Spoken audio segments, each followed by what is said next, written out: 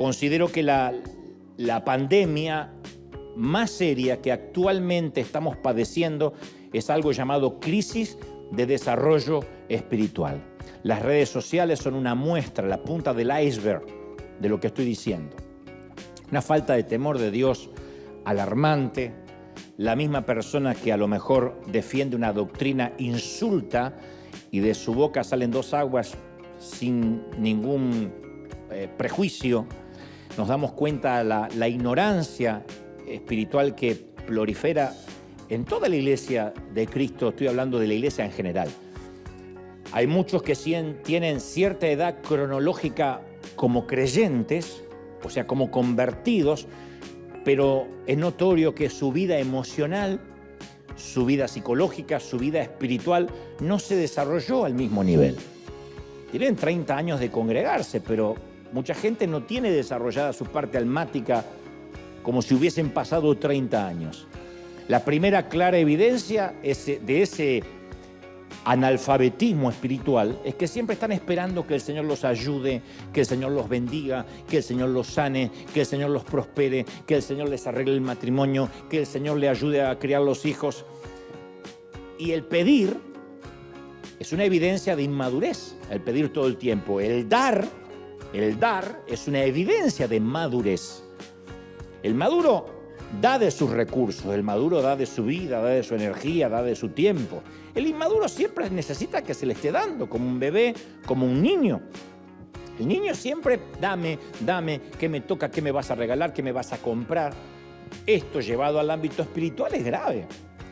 Porque el maduro da y el niño dice, ¿y por qué tengo que dar? ¿Y acá qué me dan? ¿Y qué gano yo con esto? Está bien que lo haga alguien o lo pregunte a alguien inmaduro espiritual, pero cuando ya pasan 20, 30 años de convertido y está esperando a ver qué puede sacar, es grave, es grotesco. Y por lo general, quien no crece, quien se queda en ese enanismo espiritual, suele culpar a los demás de su falta de alimentación o de su alimentación, sea buena o mala. Yo creo que todos, la mayoría en algún momento nos quejamos sobre la calidad de la predicación de la iglesia o de nuestros pastores. Hay mucha gente que dice, yo te veo a vos porque en mi iglesia no crezco, no me alimentan bien. Otros dicen, dejé de ver a Dante porque solo da leche y dulces y lo que la gente quiere oír y prefiero escuchar la palabra de fulanito. Ok, todos hemos dicho eso alguna vez. Pero si dejamos de crecer y de madurar espiritualmente, no podemos depender de que nos alimenten una vez a la semana. No podemos depender de qué prédica nos van a dar o qué canciones van a preparar en la iglesia en la cual nos congregamos. Tenemos que aprender a alimentarnos por nuestra propia cuenta durante la semana. Orar por nuestra propia cuenta. No solo esperar orar cuando todos oramos juntos. Alabar por nuestra propia cuenta, de lunes a sábado en este caso. No podemos esperar a que durante toda la vida alguien nos dé la papilla en la boca o nos haga el avioncito como cuando éramos bebés. ¡Ey! Recibo la palabra de Dios. No podemos. Un momento que hay que crecer. Entonces, tenemos que tomar este año la responsabilidad de nuestra propia salud espiritual y de nuestra propia nutrición.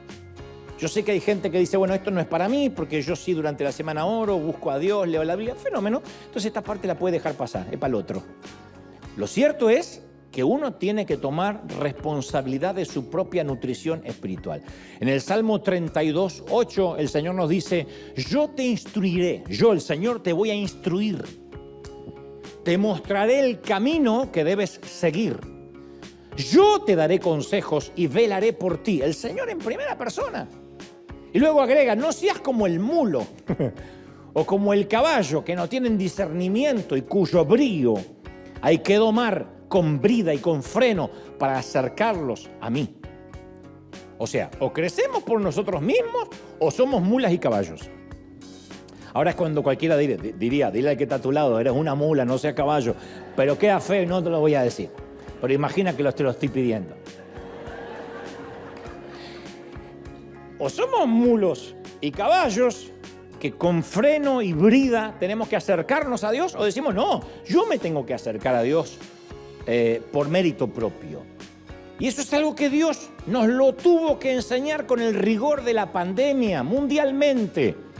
Yo soy de los que sostiene que la pandemia tenía un propósito más espiritual que otra cosa. Independientemente de los que opinan que era una conspiración, que los chinos lo inventaron para no sé qué.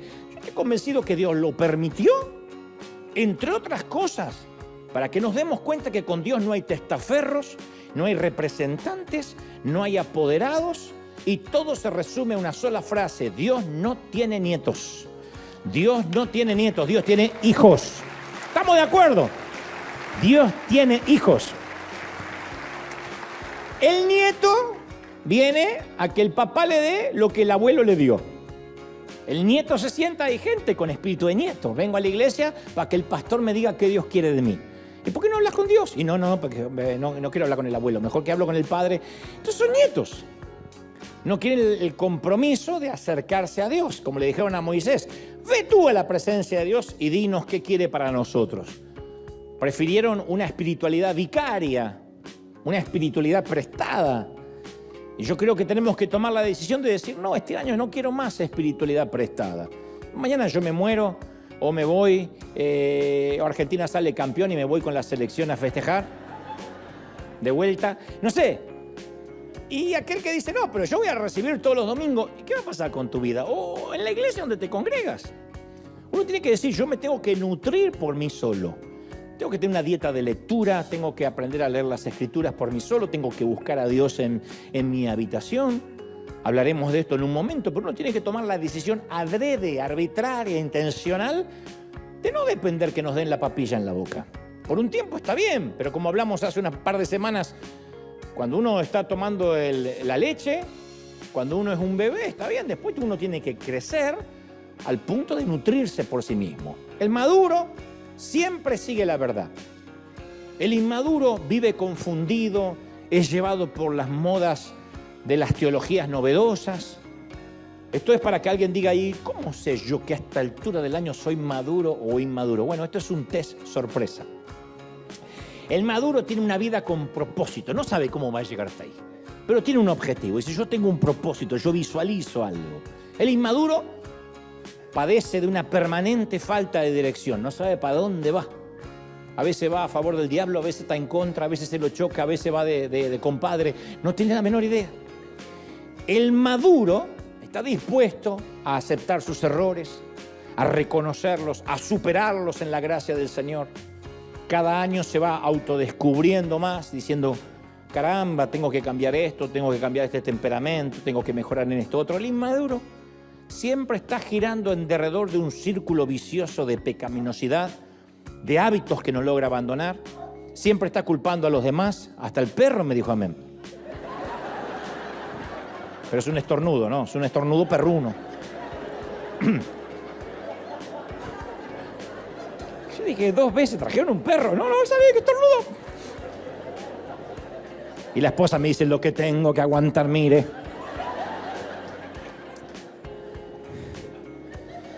El maduro tiene convicciones sólidas.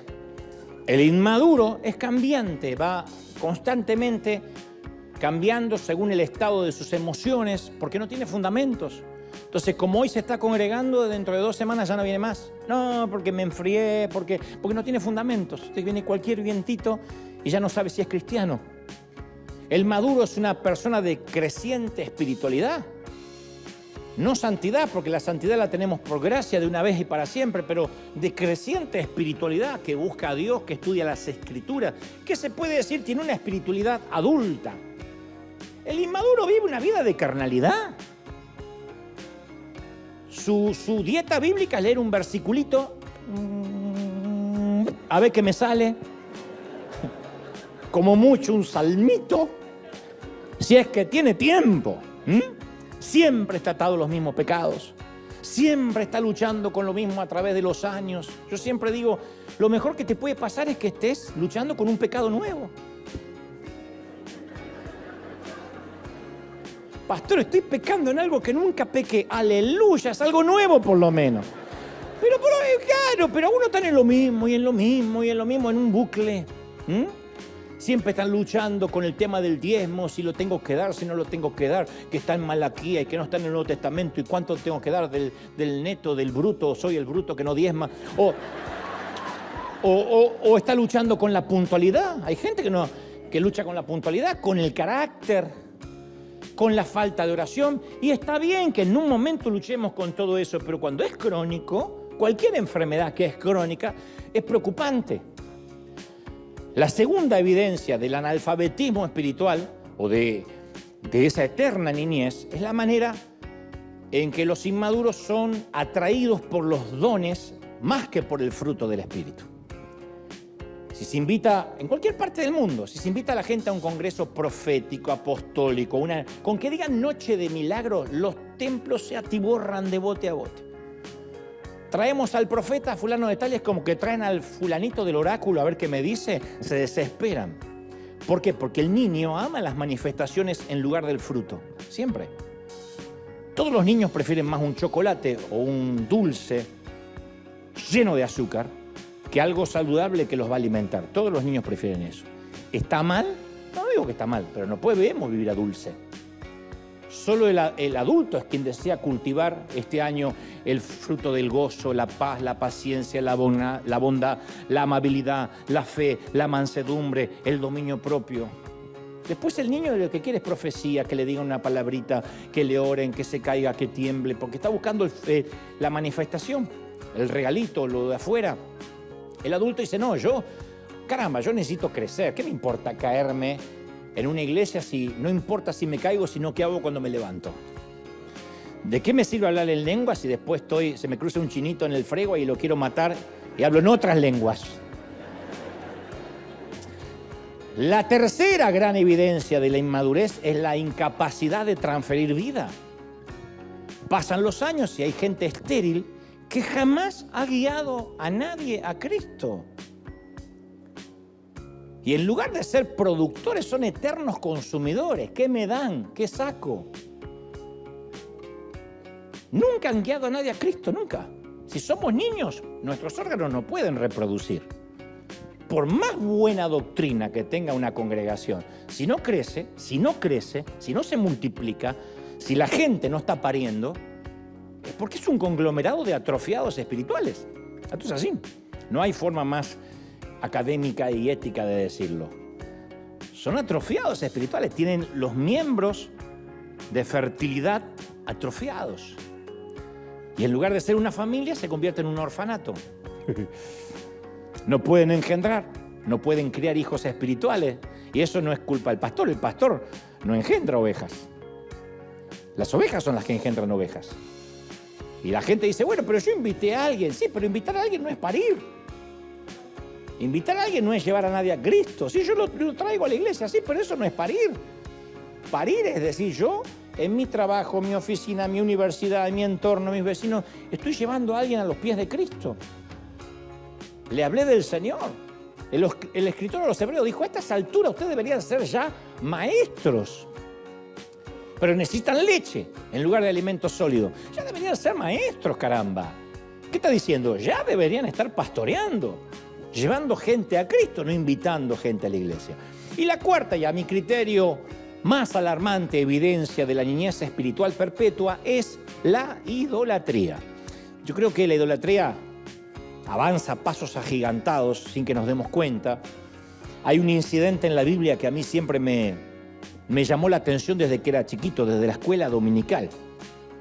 El incidente aparece en Números 21:4, donde a causa del chismerío, la murmuración de Israel, Dios permite que entren serpientes al campamento, literal. Dice la palabra que habló el pueblo contra Dios y contra Moisés. Entre otras cosas dijeron, ¿por qué Moisés nos hiciste salir de Egipto para que muramos en este desierto? Porque acá no hay pan, no hay agua, nuestra alma tiene fastidio de este maná tan liviano que no es lo que queremos, extrañamos la cebolla, los puerros de Egipto, las pupusas del faraón. Y Jehová, al escuchar, envió entre el pueblo serpientes que mordían a la gente y murió mucho pueblo en Israel. Entonces el pueblo vino a Moisés, le dijo, Moisés, hemos pecado. Hemos sido unos chismosos, hemos tenido el espíritu de doña Florinda y te pedimos perdón por haber hablado en contra de Jehová, contra ti. Ruega a Jehová que quite las serpientes de entre nosotros. ¿Sabes lo que es irte a la cama y te aparece abajo de la almohada? O entre las mantas, o entre las sandalias. Caminar y que estés infestado de áspides.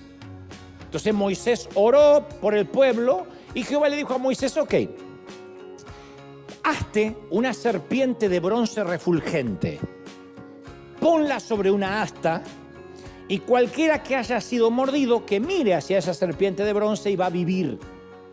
Entonces Moisés hace una serpiente de bronce, la pone sobre una asta y cuando alguna serpiente mordía a alguno, miraba a la serpiente de bronce y vivía. O sea, era como una suerte de inmunidad para el veneno. El veneno no lo terminaba de matar, estaba mordido, pero no moría, era el antídoto. El antídoto era mirar hacia esa serpiente de bronce. Qué curioso, ¿no? Y muchos teólogos y comentaristas sostienen que eso es el símbolo, fue el símbolo de la cruz. Que uno levanta la vista, mira a Cristo crucificado y es sanado de sus pecados, librado de sus pecados, sanado de sus enfermedades. A mí me sorprende que Dios usara una serpiente como símbolo. Podía haber dicho hasta un cordero de bronce, si lo que quería era reflejar la cruz. Hasta otro animalito, no sé, pero una serpiente. Yo me atrevo a pensar que Dios quería dejar claro que si quería, él podía quitar las serpientes venenosas del campamento. Le hacía así y las quitaba. Pero prefirió que ellos activaran la fe a través de un símbolo. Un símbolo que, a priori, al ser una serpiente, nada tiene que ver con Dios. Es un símbolo. No era una cruz tipificando lo que vendría. Insisto, no era un cordero, era una serpiente. Quiero que la miren y es el antídoto contra el veneno. La cosa es que el meollo de la cuestión es que luego que la gente se iba sanando con mirar la serpiente, les empezó a gustar y la gente de Israel idolatró a esa serpiente de bronce durante casi 700 años. Era la serpiente milagrosa. Hacían caminatas hacia la serpiente. Yo sé que suena raro, es como decir una suegra milagrosa, pero idolatraron. Hicieron del símbolo un ídolo y tomó el lugar de Dios. Hasta que un rey, años después, insisto, 700 años después, entendió que no había nada por encima de Dios y que la gente ponía las bendiciones por encima de aquel que bendecía. La gente, lo diré otra vez, ponía las bendiciones por encima de aquel que bendecía. Y Segunda de Reyes, capítulo 18, versículo 4, relata que Ezequías, ese era el rey, quitó los lugares altos, quebró las imágenes e hizo pedazos esa serpiente de bronce que había hecho Moisés, porque hasta entonces, aclara el escritor, le quemaban incienso, les traían ofrenda a todos los hijos de Israel y la llamó a esa serpiente Neustán. Este rey dijo, vamos a destrozarla porque esto sirvió para una temporada, para un tiempo, no para que la adoren. Nuestra naturaleza es idólatra por esencia y por excelencia. Necesitamos tocar, todos somos como Santo Tomás, necesitamos palpar, oler. Imagínate si hoy descubrieran los restos de la verdadera cruz, si encontraran los arqueólogos un pedacito, una astilla de la verdadera cruz. Inmediatamente viaja el Papa, lo beatifica y estaríamos todos, habría un montón de gente adorando la astilla. O si encontraran algún clavo, o la corona de espinas, y dijeran, esta es la corona de espinas. Está el Santo Sudario, que se ha demostrado de que es apócrifo, que no es real, sin embargo la gente lo adora de igual modo. O el Santo Grial, imagínate que encontraran la copa que bebió Jesús en la última cena. O encontraran el mismísimo arca del pacto, que Dios nunca permitió que la encontraran nunca más. Que para los que están dudando, Indiana Jones no la encontró.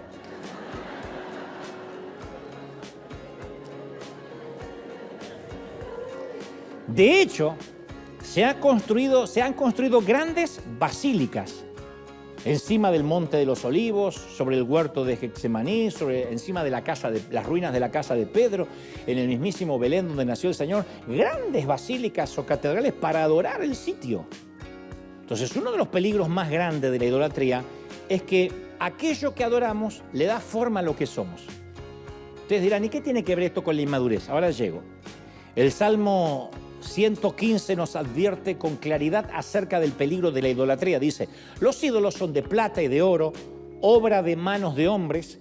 Semejantes a ellos son los que lo adoran y confían en esos ídolos.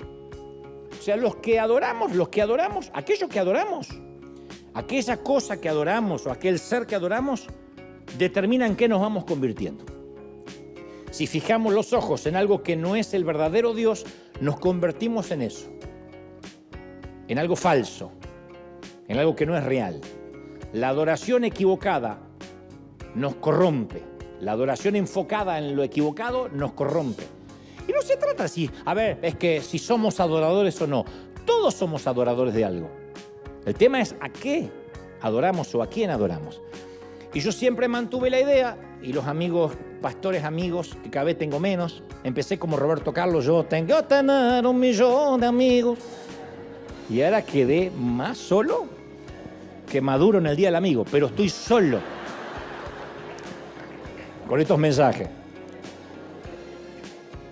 Yo sostengo que los evangélicos somos mucho o hemos sido mucho más idólatras que cualquier otra religión.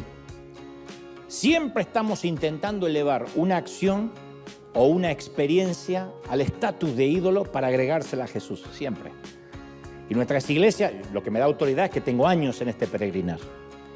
Y la iglesia de manera inconsciente adora un montón de esas serpientes a las que no están sujetas a debate. Ni siquiera nos ponemos a preguntar por qué las adoramos. Y aquí quiero volver a dejar algo en claro, que es vital para los que están en casa y los que estamos acá. Jesús nunca dijo que no podemos tener nuestras preferencias religiosas, como nunca se metió con nuestras preferencias en la moda. Él no nos manda a usar túnicas y sandalias. Él no se mete en las preferencias, ni siquiera se mete en las preferencias románticas. Uno dice, Señor, mándame la mujer, elígetela tú. Al único que le eligió una mujer fue Adán. Y el tipo después dijo, la mujer que me diste me hizo pecar. Así que Dios dijo, no elijo más a nadie, se la eligen ustedes.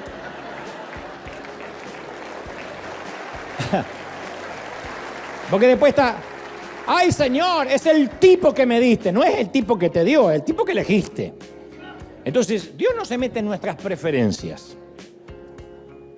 Y en cuanto a lo religioso, no hay nada malo en preferir la gente que le gusta la música tradicional o ir a una iglesia que tiene música más contemporánea, más rockera. Hay gente que ama los himnos tradicionales del himnario.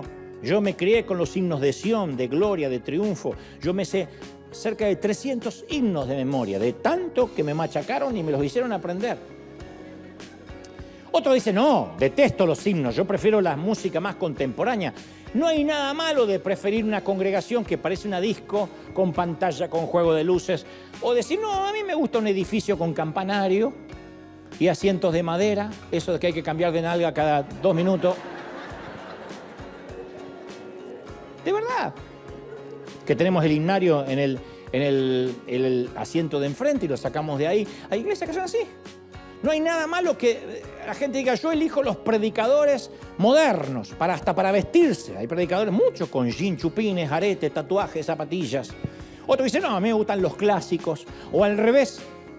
Jesús simplemente dijo, no permitas que esas plétoras o ese crisol de preferencias y tradiciones se conviertan en leyes o doctrinas que otras personas están obligadas a obedecer si quieren seguirme a mí. Eso es lo que dijo el Señor. Tus preferencias no son doctrinas. Yo cuento hasta el hartazgo esto y lo diré otra vez. Mi primer pastor, el pastor alemán, don Carlos Blenich, que actualmente está en la presencia del Señor, él era un gran teólogo, pero empezó a envejecer, lógicamente. Como nos va a pasar a todos, a ustedes antes que yo, de manera lógica, pero ¿está mal envejecer? No, está mal creer que Dios envejecía con él. Y él se volvía senil y pensaba que Dios también tenía senilidad. Y empezó a decir lo que le gustaría que Dios dijese. Entonces la música que a él no le gustaba, él decía que era la música que no le gustaba a Dios. los instrumentos que él detestaba porque le molestaba a sus oídos, decía, eso es del demonio. No, no era del demonio, no le gustaba a él. Seguramente no estaba el reggaetón, pero hubiese dicho, odio esa música sintética, la hubiese odiado. Entonces, de una forma u otra, uno se puede lucir muy moderno y muy cool y aún así ser un legalista. Yo puedo predicar con jeans modernos, chaquetas de cuero, hacerme un tatuaje. Eso no me va a hacer un tipo abierto.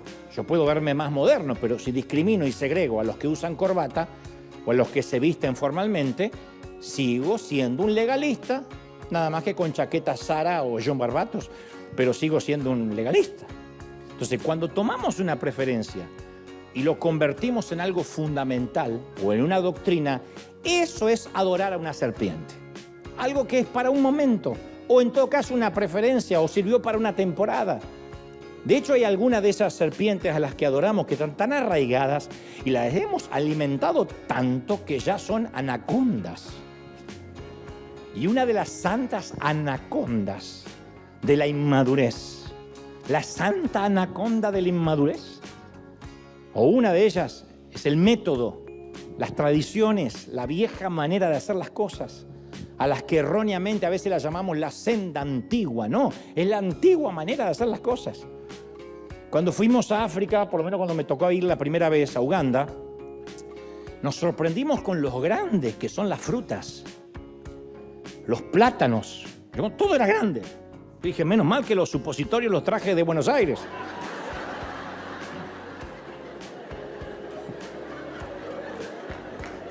Los duraznos, las naranjas, y además extremadamente dulces. Yo no sé de comer ciertas frutas y me decían los lugareños, pruebe, no, pero pruebe. No, los duraznos, una dulzura que yo nunca había sentido en otra fruta, en otro sitio. Y yo dije, ¿y por qué a nadie se le ocurrió llevar semillas de estas frutas al continente americano? ¿Por qué no llevarlas a Argentina? Pensé. Y alguien me dijo, para que en América crezcan frutos como aquí, tendrían que llevar nuestra tierra también, tendrían que llevarse nuestra lluvia, nuestra humedad, nuestra temperatura. O sea, tendrían que llevar todo África a su país. Y de hecho algunos se colaron diciendo, y llévenos a nosotros también que vamos a cuidar la fruta. Lo mismo sucede cuando tratamos de trasplantar y traer las manifestaciones del Espíritu Santo de la iglesia primitiva a nuestro tiempo, pero sin traer el clima de amor, de obediencia, de crecimiento que tenían los apóstoles. Queremos las manifestaciones, queremos decir como Pedro, no tengo plata ni oro, pero lo que tengo te doy, pero no queremos traernos el carácter, el clima de obediencia y de fe de los apóstoles. O sea, queremos el mismo crecimiento, pero a fuerza de anabólicos o repitiendo métodos. Hechos 19:13 hay un episodio que hiela la sangre. Dice que había exorcistas, ambulantes judíos, exorcistas, que intentaron invocar el nombre de Jesús sobre los que tenían espíritus malvados. Y decían, os conjuro por Jesús, el Jesús que predica Pablo. Pero el espíritu malo les respondía, a Jesús conozco, a Pedro también, a Pablo también. ¿Y ustedes quiénes cuernos son? Y el hombre en el cual estaba el espíritu malo se lanzó de un salto sobre ellos, dominándolo pudo más que ellos, de tal manera que estos exorcistas huyeron de aquella casa desnudos, avergonzados y cubiertos de heridas. ¿Por qué? Si reprendieron demonios en el nombre de Jesús y en el nombre del Jesús que predicaba Pablo. Porque verán, el procedimiento y el método eran correctos. El nombre invocado era correcto. La doctrina era correcta. ¿Y por qué no funcionó? Porque el demonio se les tiró encima. Porque pensaban que el secreto era repetir una fórmula, un método, hacer que la misma fruta de África creciera acá, en lugar de tener una relación con Jesús. Y el milagro lo produce la relación, no el método. ¿Estamos de acuerdo, sí o no? Si no tenemos relación con Jesús, uno puede repetir, zapatear, hacer chiripiorca, no va a pasar nada. Yo tenía 14, 15 años en una iglesia pentecostal y no hablaba en lenguas. Y yo me sentía frustrado porque sentía que me faltaba algo.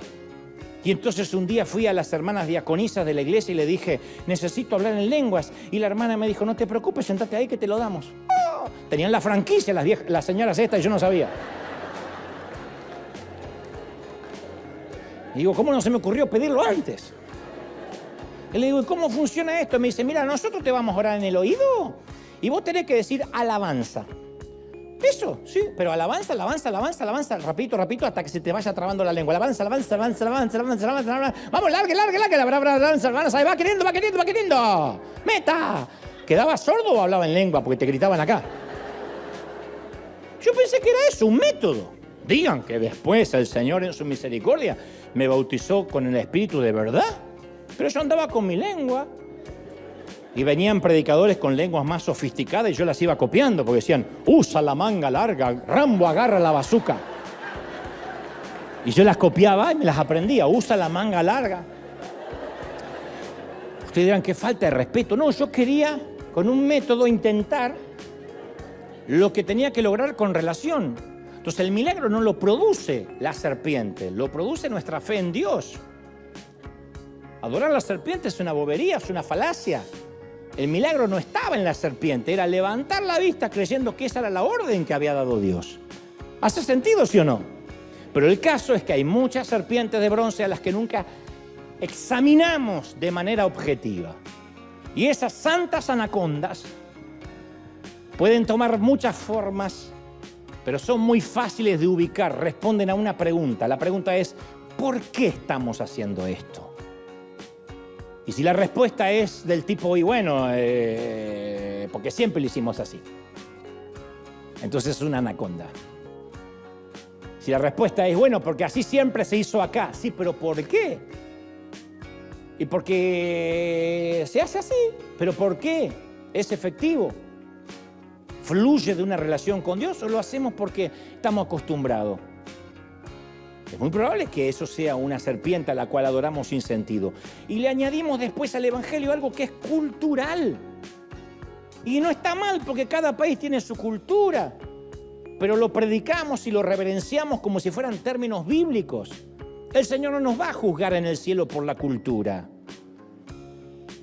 El querido José Luis Rodríguez, el Puma, al que tenemos una amistad de hace muchos años, cuando él se entregó al Señor hace muchos años, y esto lo suele contar él fue a una isla de Nueva Guinea a predicar y cuando se para, él cantaba y predicaba, y cuando se para a predicar ve que la mayoría de las mujeres estaban con sus senos al aire, como algo normal. En esa isla es normal. Entonces él le dice, pastor, yo no voy a poder cantar así. Dígale a esas mujeres que se cubran. Y el pastor le dice, no se atreva a meterme el mundo en la iglesia. Porque resulta que quienes se cubrían eran las prostitutas. Las que amamantaban, las que eran madres, señoras del hogar, se descubrían, esa era parte de su cultura. ¿Cómo Dios va a juzgar a esas mujeres algún día en el cielo? Ay, ustedes andaban con todo al aire al infierno. Ahora, noten que el pastor dijo, no me meta el mundo en la iglesia. ¿Cómo cubrirlas? Se cubren las prostitutas. En su cultura es completamente al revés de lo que uno pensaría. Ahora, ¿está mal? No, Dios conoce las culturas de cada país, de cada nación. El tema es cuando de esas culturas hacemos una doctrina universal. Y como dijimos una vez en un mensaje, si esta doctrina no sirve para esa nena que se llamaba Shakira en Uganda, si no sirve para la nenita que está, si esto que predico acá, si Dios, y la palabra que hoy tengo es, Dios te va a dar un Tesla, ¿cuánto atrapan su Tesla? Si esa palabra no sirve para la nena que está en Uganda, que no tiene para desayunar, no es palabra de Dios. No es una palabra universal, no es el Evangelio de Cristo. Pero forzamos las cosas, y como decía este querido pastor alemán, no está en la Biblia, pero debería estar. Se ve que a Dios se le olvidó de ponerlo. Entonces yo hoy quiero enumerarte algunas de esas santas anacondas y la manera en que las vamos incorporando a nuestras vidas. Y quiero dejar claro por enésima vez que todo lo que voy a enumerar no significa que esté mal, no significa que sea del diablo o que esté en contra. Lo que sí está mal, insisto, es cuando a esas costumbres culturales o religiosas las transformamos en verdades bíblicas o en lo que es peor, bases para nuestra fe. ¿Hasta ahora estoy muy complicado o me están siguiendo? ¿Me están siguiendo, sí? ¿O es muy complicado para un domingo a la mañana? ¿Me sigue? No está mal. Lo que voy a decir no está mal. No quiero que Dante está en contra de esto. No. Lo que digo es, lo que está mal es cuando lo transformamos en una doctrina. No es una doctrina, son preferencias. La primera de ellas, por ejemplo, si yo dijera, el Señor dice que para predicar hay que vestirse de negro. Y yo siento que los que no están vestidos de negro se van a ir al infierno, así que todos los que están de otro color, al infierno. ¿Estás loco? Pero que a mí me gusta vestirme de negro. Y bueno, pero no es bíblico. Y está bien que te vistas de negro, yo me visto de amarillo. El tema es que no me exijas que me cambie de color porque eso está en la Biblia, porque no está en la Biblia. Ese es el punto que quiero sostener. Y la primera de esas costumbres las incorporamos apenas llegamos al Señor. Muchos me suelen criticar, no suelen criticar, porque ustedes también son culpables, que a veces termino el mensaje y según ellos, alguien me dijo hace poco, dejas, Dante, cientos de frutos sin recoger. ¿Cómo cortó la transmisión y no hizo el llamado? Me lo dicen siempre. Porque no suelo hacer el llamado de pasar al altar o de repetir una oración. Altar, digo siempre, en primera instancia no existe más, ya no hay más altares físicos. En la dispensación de la gracia no hay más altares físicos. El velo del templo se rasgó en dos y aunque muchos se empeñen en consagrar un simple púlpito de madera o una plataforma, el único altar es nuestro corazón. No hay otro altar, este es el altar. ¿Estamos de acuerdo? Este es el altar. Después este es un edificio. Todos los templos, las arenas, son edificios. Cuando nosotros nos congregábamos en los hoteles no podemos decir era un lugar santo. Era el Marriott, era el Hilton, era lo que era. Nosotros, los santos, nos congregábamos ahí, los santificados por la gracia. ¿Estamos de acuerdo? ¿Sí? El asunto es que como yo a veces no hago la invitación oficial, muchos creen que yo no presenté el verdadero evangelio. Y a mí se me ocurre que muchos no predican a sus vecinos porque dicen es que no sé cuándo hacerle repetir la oración. Pensamos que para predicar hay un método. Imagínate que Jesús al finalizar el Sermón del Monte dice, mientras Judas toca cuán grande es él. No es que estoy comparando a David Leiva con Judas, pero bien, podría caer el ejemplo por las veces que sube tarde. Mientras que Judas toca el teclado, si tú quieres ser mi discípulo en esta mañana, quiero que levantes tu mano para que yo pueda verla. Veo esa mano atrás. ¿Habrá alguien subido al árbol que no se anime? Veo aquella mano, allá, detrás de la higuera veo una mano. Veo dos manos detrás de la montañita aquella. Ahora, por favor, mientras Bartolomé canta un especial, los que levantaron la mano quiero que pasen al altar y mis amigos María, Marta y Lázaro, identificados con una credencial, le tomarán los datos para que no vuelvas a escaparte nunca. Uno cree que hay que ofertar a Jesús así, al estilo Jesús martes con descuentos para jubilados en Ross. Como que... Y eso es porque malinterpretamos Apocalipsis 3:20, que dice, yo estoy a la puerta y llamo. ¿Cuántos evangelistas, por eso decía al principio, yo me incluyo en esta torpeza, hemos cometido la falacia de usar ese verso, el Señor está a la puerta llamando, para pintar un cuadro patético de Jesús parado delante de una puerta, tiritando así como un homeless, déjame entrar a tu corazón. Como que desde Belén nunca más pudo entrar a ningún sitio. ¿Y qué decimos los evangelistas? Dale una oportunidad a Jesús, ábrele tu corazón. Dale una oportunidad a Jesús. ¿Quién necesita la oportunidad? ¿Jesús o el pecador? ¿Cómo dale una oportunidad a Jesús? Dale una oportunidad, pobre Jesús. El pecador es el que necesita la oportunidad. Y las palabras de Jesús en Apocalipsis, yo estoy a la puerta y llamo, no es para los perdidos, es para su iglesia. Era la Odisea. Jesús está fuera de su propia iglesia, que usa su nombre y está llamando para entrar en la iglesia que usa su nombre. Por eso dice al final, el que tenga oído, oiga lo que el Espíritu dice a las iglesias, no a los perdidos. Aparte, para los pecadores el asunto es exactamente a la inversa. Jesús no está fuera llamando para entrar. Los pecadores están fuera de su reino. Y ellos pueden tocar toda la noche, como hicieron las 5 vírgenes insensatas. Y Jesús quizás no los deje entrar mientras no cumplan los requisitos de tener las lámparas encendidas, el corazón contrito y humillado. Es Jesús el que nos deja entrar a su reino. No es que le damos una oportunidad al pobre homeless. La cosa es que después que ofertamos a Jesús como si fuera un producto de Herbalife, nada más que Jesús no causa diarrea, pero recíbelo.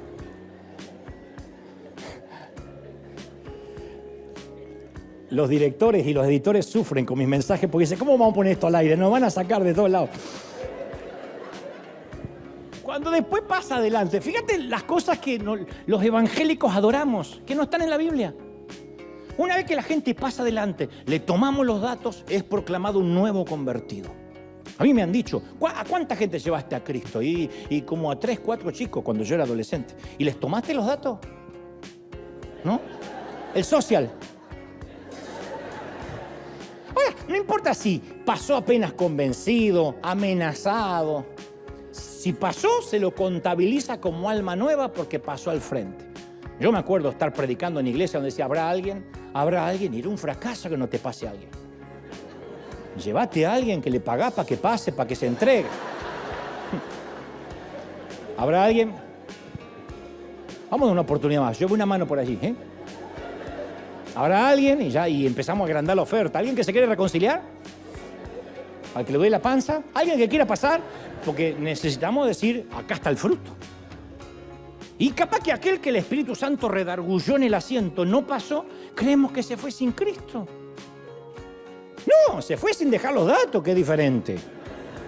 Pero no se fue sin Cristo. ¿Cuánta gente hay que está recibiendo a Cristo en sus hogares y no está pasando ni está aquí presencialmente?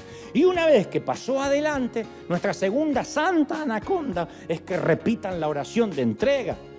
Porque esto lo basamos en Romanos 10:9. Si confesares con tu boca que Jesús es el Señor y creyeres en tu corazón que Dios le levantó de los muertos, serás salvo. Entonces hacemos que la gente repita, que confiese como si fuera una abracadabra. Pero olvidamos la parte que dice y que creyera en su corazón. No es la boca solamente. Que creyera en su corazón. El Señor dijo, este pueblo de labios me adora, pero su corazón está lejos de mí.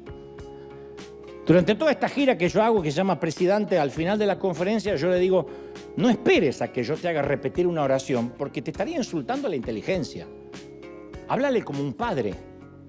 Si te dijera qué decir, ya no sería una oración, sería un rezo. Y las mejores oraciones, pocas veces son formuladas dentro de las paredes de una iglesia. Las más sinceras son hechas en los pasillos de hospital y en los cementerios. Y que yo sepa, ahí no hay curas, ni rabinos, ni pastores para guiar a nadie. Entonces no vamos a encontrar nada parecido en la Biblia, ni en los escritos o en las biografías de la historia de la iglesia, algo de que repitan conmigo. Nunca Jesús hizo repetir nada a sus discípulos, repitan detrás mío. Él quería que lo sigan detrás de él, no que repitan.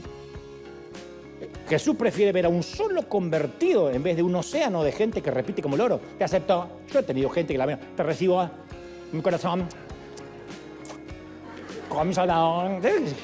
¿Qué se piensa? ¿Que es una abracadabra?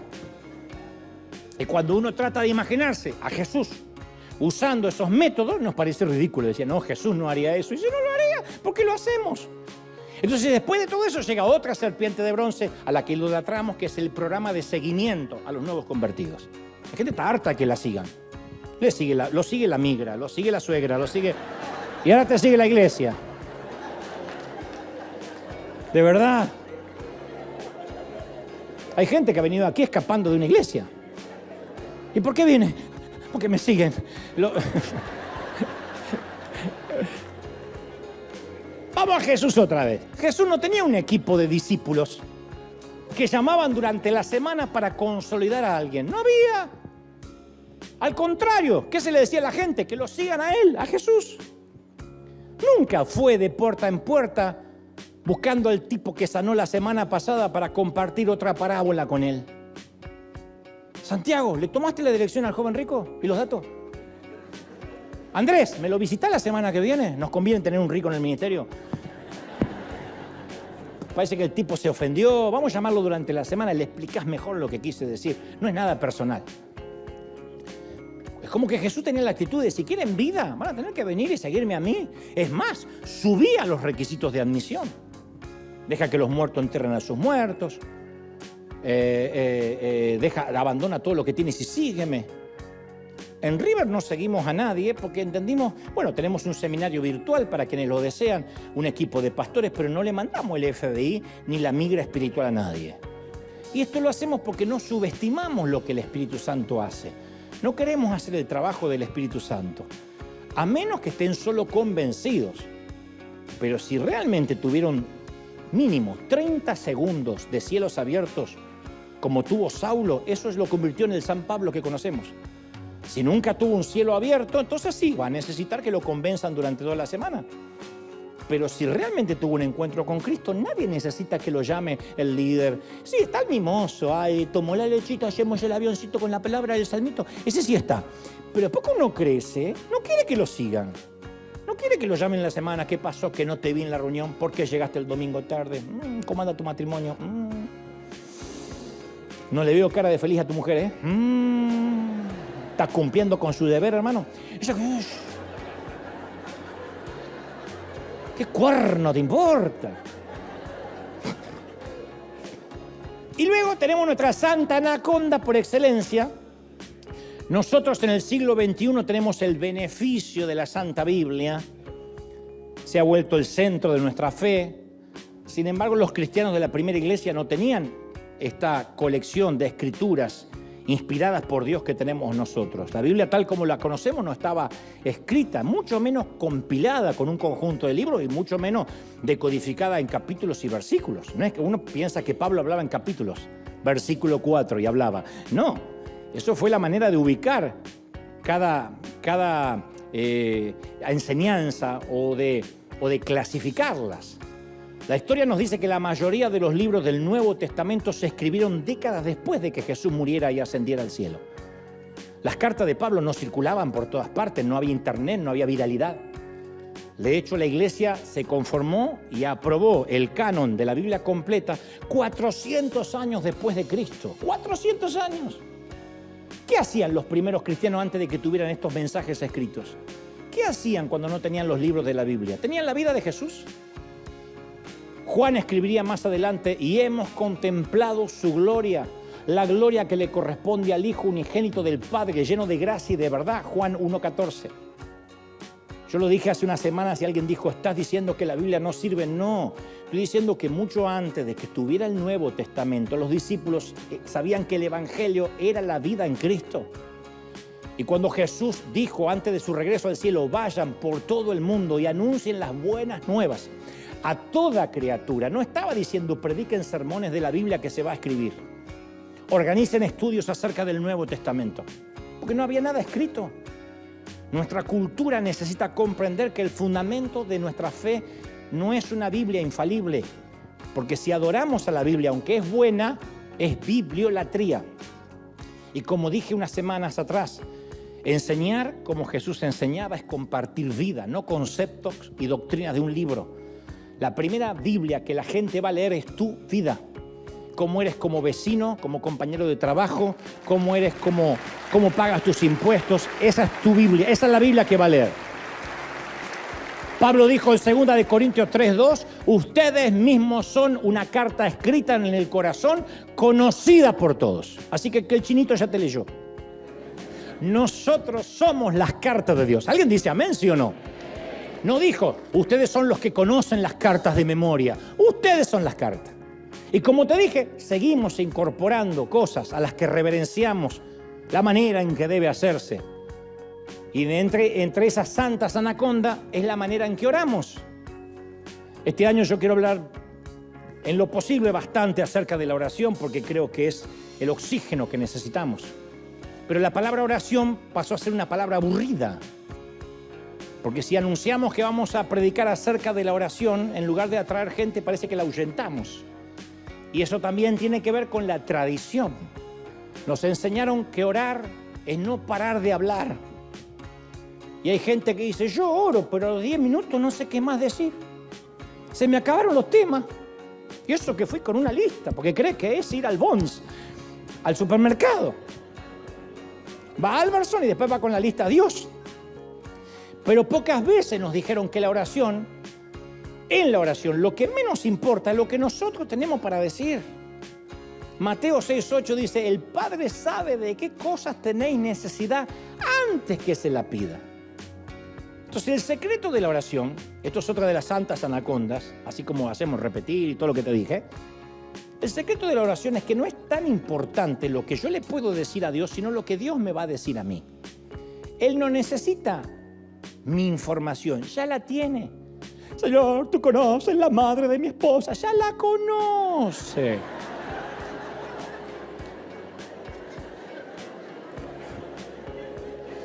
Yo soy el que necesito estar informado de Dios. Y yo he descubierto que cuando un creyente dice, a mí Dios nunca me habla, es porque Dios no lo deja nunca hablar a Dios. Es como las mujeres que dicen, mi esposo no me habla, pero cállate, mujer, y escúchale la voz. Dios no me habla. ¿Y lo dejaste hablar a Dios? No, nos arrodillamos, hacemos un monólogo, decimos amén y nos vamos. Padre celestial, en este momento vengo a tu presencia, está la voz en Jesús. Te pido, amén. Y Dios nunca pudo hablar. Porque creemos que Dios es un contestador automático. Usted se ha comunicado con el contestador de Dios. Por favor, a partir de la señal, sea breve y deje un mensaje. ¡Pip! Padre celestial, acá estoy dejando un mensaje breve. No es un contestador. Es un diálogo, no un contestador. Entonces nunca nos quedamos en silencio para poder escuchar. Yo hace unos años tuve un desayuno con el fundador de esta congregación, Juan Carlos Ortiz, y entonces íbamos a orar por el desayuno y él me dice, ¿por qué oras con los ojos cerrados? No sé. ¿Y cómo te podés inspirar en la oscuridad? Déjame que ore yo. Señor, qué bellísima tostada. Y qué buena mantequilla, y qué café con leche nos vamos a tomar. Y empezó a mirar todo, yo estaba así. Me dice, ¿dónde leíste que hay que cerrar los ojos para orar? Y me di cuenta que en el archivo de mi mente, en la concordancia de mi mente, no pude encontrar ningún lugar en la Biblia que nos instruyera a cerrar los ojos para orar. Es más, la Biblia señala lo contrario. David vivía orando porque oraba con los ojos abiertos. El Salmo 121:1 dice, a las montañas levanto mis ojos. O sea, no era Stevie Wonder.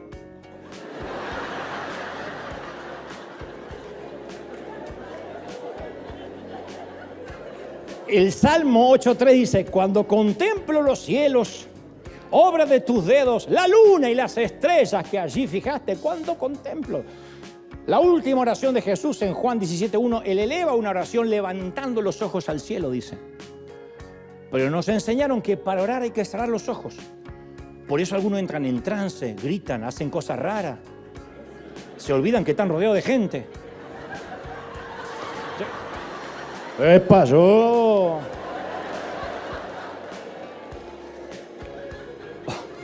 O le gritan a Dios como si fuera sordo. ¡Padre! Porque si vos estás sordo, no él. O cambiamos la voz. Señor Jesús, Dios de las luces. Ahora, si estamos solos y queremos salirnos de la realidad que nos rodea, está bien cerrar los ojos al reino visible para sumergirnos en el reino invisible. A veces está bien. Si uno está orando en el closet, en el ropero, hay un momento que después de mirar los mismos zapatos te da ganas de dejar de orar. Está bien que cerremos los ojos, pero en algunas ocasiones cerrar los ojos está bueno para escudriñar lo profundo de nuestro ser, para exponerlo ante Dios. Pero para orar no necesitamos necesariamente gritar, ni temblar, ni cambiar la voz. Podemos ser normales como cualquier hijo que le habla al Padre. Imagínate que tu hijo te habla como le hablas a Dios. Papi querido, vengo ante tu presencia, poderoso mexicano. Gran argentino de las luces, campeón del mundo. ¡Sí, está loco! Y Ortiz me decía, si salís a caminar por California, solo de ver las montañas nevadas, los parques, vas a tener miles de motivos para orar y agradecer a Dios. Y por orar con los ojos cerrados y conforme a la tradición es que tenemos un vocabulario limitado para hablar con Dios, porque no vemos su creación. Entonces el vocabulario se va atrofiando, nos volvemos analfabetos. David dijo en el Salmo 152, alábenlo por sus proezas. ¿Qué quiere decir alabanza? Es el reconocimiento de virtudes. La palabra alabanza intrínsecamente en sí misma no es alabanza. Las alabanzas no son las palabras aleluya, gloria a Dios, te alabo el Señor, amén. La alabanza es la declaración de sus proezas. Supongamos que yo voy a un concierto. Cuando termina el show, me acerco al cantante y le digo, te alabo, te alabo, te alabo, te alabo. Me va a preguntar, ¿por qué me alabas? Tengo que alabarlo por algo, tengo que darle una razón.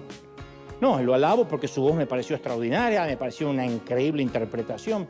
Entonces nuestras palabras religiosas a veces se transforman en cajas de regalos vacías. El rótulo dice regalo, pero al abrirlas no hay nada. Mucho del griterío que a veces hacemos son cajas vacías. Una caja vacía siempre hace más ruido que la caja llena. ¿Cuál es el regalo? ¿Qué es? ¿Dónde está? ¿Por qué le estamos alabando? ¿Qué envuelve nuestra oración y nuestra alabanza? ¿Qué envuelve? Gritar, te alabo, Señor, no es una alabanza. Otros decimos, aleluya. ¿Aleluya por qué? Ustedes dirán, bueno, los ángeles dijeron aleluya. Sí, pero en Apocalipsis 19:6 dijeron aleluya porque el Señor nuestro Todopoderoso reina.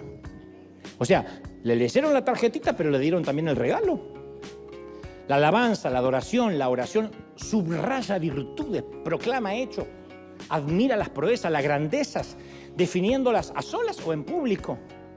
Eso es alabar con entendimiento, adorar con entendimiento. Le adoro por esto y por esto y por otro. Es como cuando algunas damas dicen, voy de compras. Debe haber acá damas que dicen, yo voy de compras. Y el marido dice, ¿llevas dinero? No, porque no voy a comprar nada. ¿Pero a dónde vas? De compras. ¿Y qué vas a comprar? Nada. Porque para ellas ir de compras no es lo mismo que comprar. Y para muchos, venir a alabar a Dios no es lo mismo que alabar. ¿Por qué cosas alabamos? Porque si no estamos entregando cajas vacías sin nada dentro. ¡Aleluya, aleluya, aleluya, aleluya! ¿Pero por qué? Por eso nos deprimimos después, porque no sabemos cuáles son sus grandezas. Por eso que a los 10 minutos no sabemos qué decir cuando vamos a orar. Padre, te alabo, Señor, te alabo. ¿Te alabo por qué? Si tan solo uno empieza a pensar en su salud, ya tiene 20 minutos de oración. Te alabo por mis músculos, porque me pude levantar, por mis extremidades, por mi mente, que todavía se mantiene bien, y ni hablar de la alimentación, y también porque me siento calentito en invierno, y por mis hijos. Hay tantas cosas que uno puede alabar, pero el analfabetismo por excelencia es repetir frases. Yo reconozco, ya voy a terminar casi, que yo manejo un pobre inglés básico. Mi nivel de inglés es nivel Kimosabi. Yo hablo en inglés y traducido al español es yo, querer, hotel, noche, una, comida, no reserva, please. Pero cuando alguien me saluda, how are you? Yo respondo con un acento casi perfecto, very good.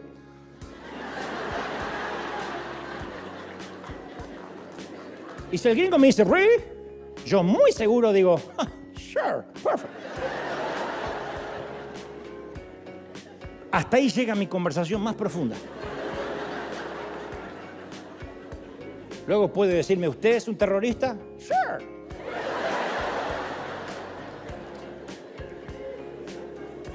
Y eso sucede con muchos creyentes. No saben lo que dicen, repiten lo mismo.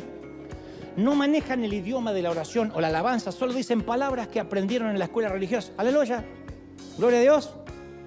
Yo he escuchado testimonios, hermano querido, y Satanás estaba allí y me fui con una prostituta, alabado sea el Señor. ¿Cómo alabado sea el Señor?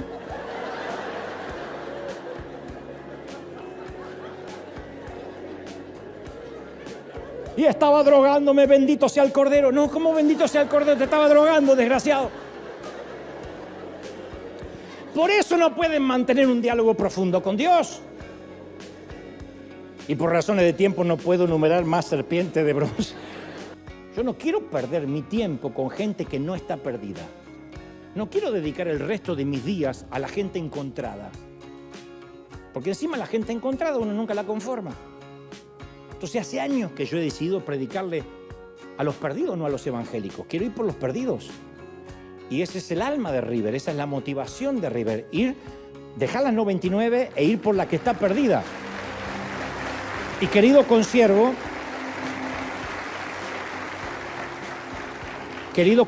le tienes que decir a tu iglesia que vas a comenzar a evaluar mínimamente lo que se hace en la congregación y cada peso que se gaste en ella pensando en la persona perdida, no en las 99 halladas. Después los papás nos van a insistir que bauticemos a sus hijos, que los casemos. El templo se va a seguir llenando para Navidad y Pascuas.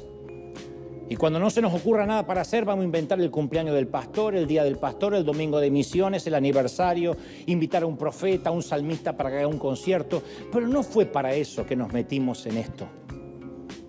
¿Recuerdas cuando le dijiste que sí a Dios? ¿Recuerdas cuando Él interrumpió tu vida y te llamó? Tenías sueños, querías dejar una huella en el mundo. ¿Cuándo fue que te transformaste en alguien que entretiene gente? Tal vez ha llegado el momento de soltar lo que estás haciendo para abrazar lo que fuiste llamado a hacer originalmente. Y fundamentalmente quitar todos los símbolos que han tomado el lugar de Dios. Derribar todas esas bendiciones, tradiciones que tomaron el lugar de Dios y están por encima del Dios que bendice. Tal vez ya es hora, ahora, en enero 2025, de quitar los lugares altos, quebrar las imágenes, hacer pedazos unas cuantas serpientes de bronce. Es hora, mis queridos, de cambiar nuestras santas anacondas por el santo y verdadero Dios y servirlo de corazón, adorarle, amarle. Vamos a dar un aplauso al Señor de señores y al Rey de reyes. ¡Vamos, vamos, arriba! Cuando te pongas de pie vamos a dar el primer aplauso de primicia después que se termina un sermón. Primer aplauso para cerrar este mensaje. Te exaltamos, Dios. Te exaltamos, Dios. ¡Aleluya! Rey de reyes, Señor de señores. Vamos, vamos, vamos, celebremos al Señor. Bendito eres. ¡Aleluya!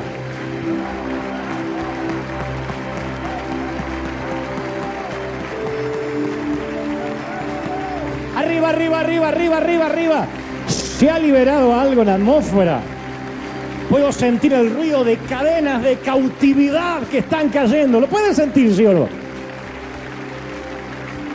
¿Te animas a levantar las manos al cielo y con los ojos abiertos? Así, gracias por este arena maravilloso. Gracias por esta gente, por estos hermanos en Cristo que nos has traído etnias, razas diferentes. Fíjate qué iglesia cosmopolita tenemos, gente de todo el mundo, más los que están conectados de Asia, de África, de Oceanía, de Europa, de toda América. Gracias por estos músicos, gracias por los que cantan. Gracias, Dios, porque tenemos un sitio cómodo. Gracias, Dios, porque este lugar es nuestro, completamente pago. Gracias, Dios, porque el banco no los puede quitar. Dios sí, pero no el banco. Gracias, Señor, porque nos has traído con salud. Porque puedes ver, mal o bien estás viendo, porque puedes estar parado sobre tus extremidades o la mayoría, porque respiras, porque sobreviviste a la pandemia. Gracias por haber sobrevivido a la pandemia. Somos sobrevivientes de una guerra bacteriológica. Sobrevivimos el 2020, el año en el cual vivimos en peligro. Y estamos aquí, nos ha traído el Señor casi 5 años después de la pandemia. Y nos ha traído con bendición, con salud. Gracias por la palabra cada domingo. Gracias porque siempre hay pan en la casa del pan. Gracias porque siempre nos nutre, nos alimenta, nos exhorta, nos redarguye. Y no nos vamos con culpa, nos vamos con deseo de cambiar, de mejorar. Nos vamos aferrándonos a la gracia. Gracias, te doy gracias al Señor por ti, hermano, hermana. Doy gracias al Señor por conocerte, por saber que siempre estás, por tu siembra, por tu semilla, por tus oraciones que nadie parece que ve. Pero caramba, que eso se recoge en los cielos con cáliz de plata. Que ese libro de memoria de los cielos toma en cuenta cada oración. Te bendigo. Suelto sobre ti la mayor bendición que Dios tenga para un ser humano en la tierra. Bendigo tu entrada y tu salida durante el 2025. Bendigo tu bendición que te alcance hasta en las fronteras. Bendigo el fruto de tus manos, el fruto de tu vientre, mujer. Tus pies, tus suspiros más íntimos. Te bendiga Dios en la ciudad y en el campo. Te bendiga Dios a la mañana al levantarte y tu último pensamiento antes de irte a descansar. Bendiga Dios tus hijos, los futuros y los que tenga, y los hijos de tus hijos. Bendiga Dios tu salud. Bendiga Dios todas tus cosas. Bendiga tu hogar, tu empresa, tu compañía, tus estudios, tus momentos de oración, de ayuno y de búsqueda, tus momentos de ira, que también sean bendecidos para que no peques. Te bendigo y que la bendición sea mayor que todos los años que has vivido. En el nombre del Padre, del Hijo y del Espíritu Santo seas bendecido, River. Amén.